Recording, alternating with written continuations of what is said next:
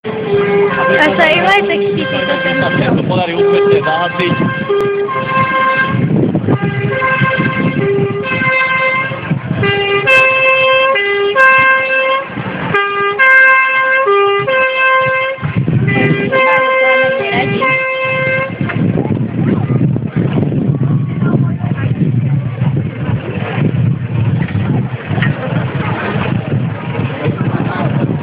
Takže vraj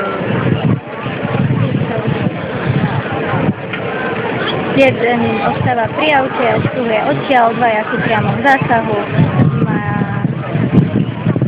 No vyzerá to tak, že hasiči už prišli na svoje miesta, rozdeľujú si úlohy, každý má presne stanovenú svoju úlohu, každý vie, čo má v tejto chvíli robiť, dvaja hasiči sú priamo pri ohni a zasahujú, tretí stojí pri vozidle, kontroluje a pomáha svojim kolegom.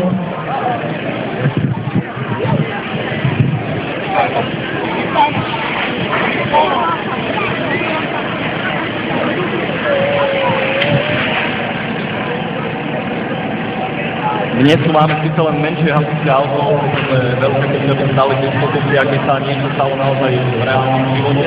Každopádne určite budete môcť vidieť, čo takéto auto obsahuje, ak má techniku, čo všetko v ňom môžete nájsť.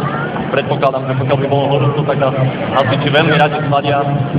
V tejto chvíli sa hasila motorová časť pod kapotou, ak by tam náhodou niečo horelo. Pred malou chvíľou ste videli v rámci dopravnej nehody, ako sa zabezpečovala batéria, ako sa zabezpečujú všetky pohonné hmoty a nádrže a takéto veci. A mohli ste vidieť, ako si reguluje prúd vody, vlastne ho sústredil do jednej tej ďurky alebo ho rozptýlil.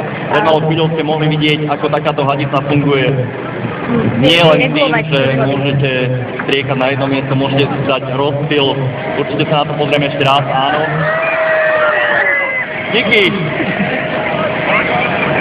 Vidíte, že sa dá regulovať naozaj ten rozptyl, viete sa trafiť na jedno konkrétne miesto.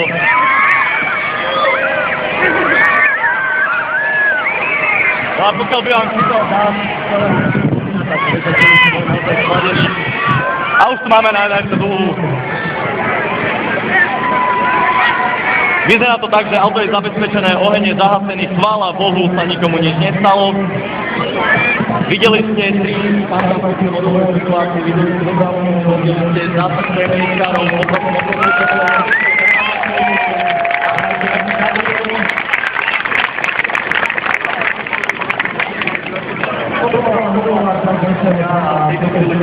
v podstate taká voľnejšia časť, každopádne budeme rozdelení do druhých dneska, budeme chodiť do Slovenska, budeme sa zoznamovať s prácou všetkých týchto záchranných a požiarných a policajných jednotiek. Môžete sa pýtať ľudí na čokoľvek, čo vás len napadne, môžete sa pozrieť na psíkov, môžete sa prísť pozrieť hore, máme bazénik, máme tam potápačov, oni vám vysvetlia, čo sa zvykne používať aj pri takýchto zásahoch.